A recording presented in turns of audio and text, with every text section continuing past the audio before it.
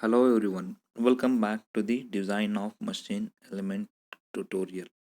Today we are going to start with the third unit, that is the design of fasteners. So let us get started.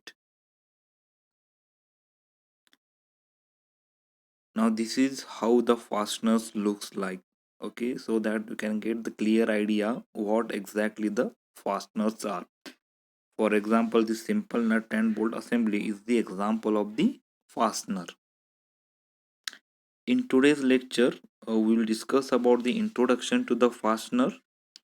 We'll see the what are the advantages as well as the disadvantages of using fasteners, and we'll discuss the bolts with the uniform strength. Okay, we'll see the what is the concept of the bolt with the uniform strength. Okay, so let us get started with the first topic, that is the introduction. Okay, so a machine element which holds the parts together, we call them as the fastener.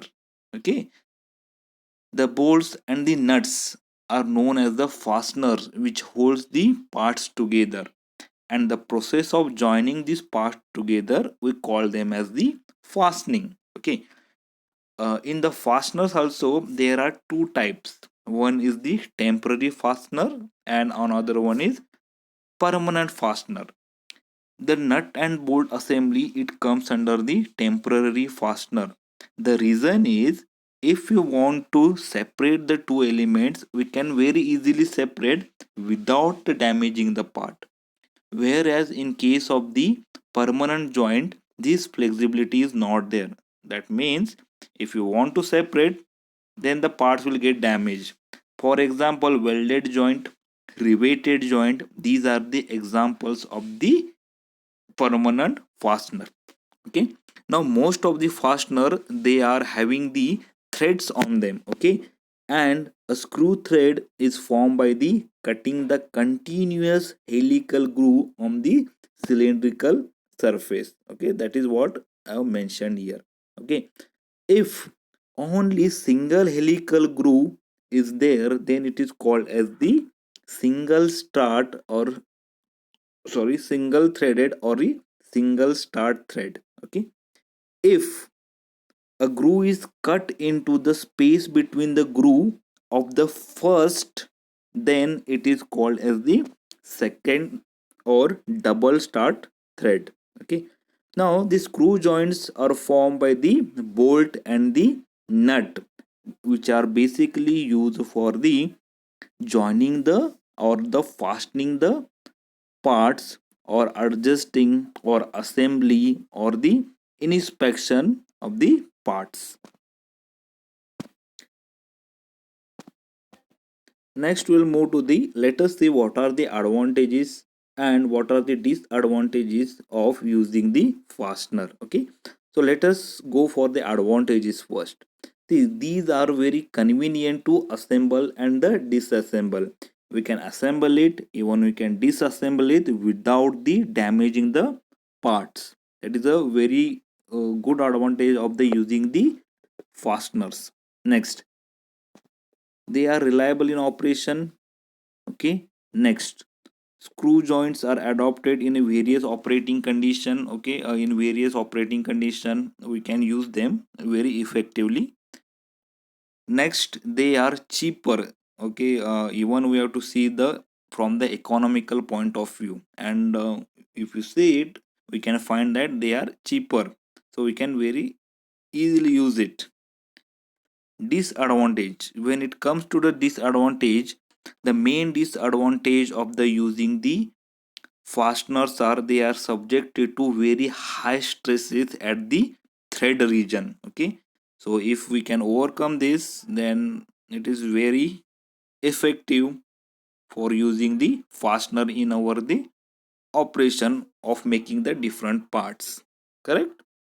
So let us move to the next part, that is the concept of bolt of uniform strength. Okay, to demonstrate that, I will draw one diagram here so that it is very easy to use, understand what exactly it is. Okay, so I will draw one diagram here. Fine. Next, I will draw the thread portion here. I will draw one thread portion. This is thread portion. Fine. Okay. Fine. Now this is one typical diagram I have drawn. This part is called as the shank part. I will later say diameter is D. This is the outer diameter of the thread. I will say DO.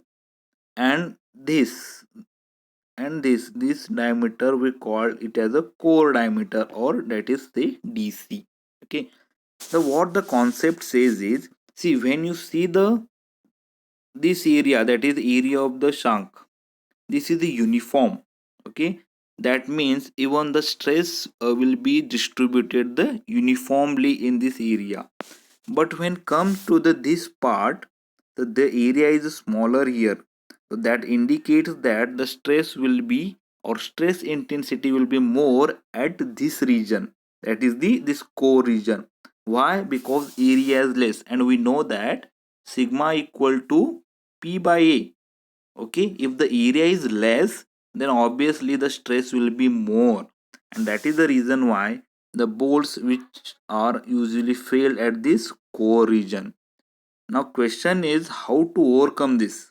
Okay, there has to be some, you know alternate for using this. So what we'll do is, this is what I explain using the diagram and all. Let us move to the next slide where we can see that the process. Okay, now one thing that we can do is, we can make the diameter of the shank. Okay, okay, this diameter of the shank is equal to the diameter of the thread, that is D equal to DC, diameter of the shank equal to diameter of the core.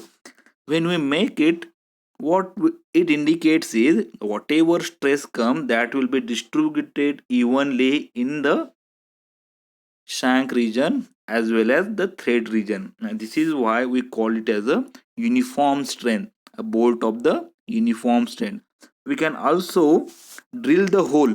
We can also drill the hole in this bolt region, so that whatever stress come, whatever stress will applied here, or whatever stress will be generated in this, will be uniformly taken by this hole as well as uniformly distributed in this region.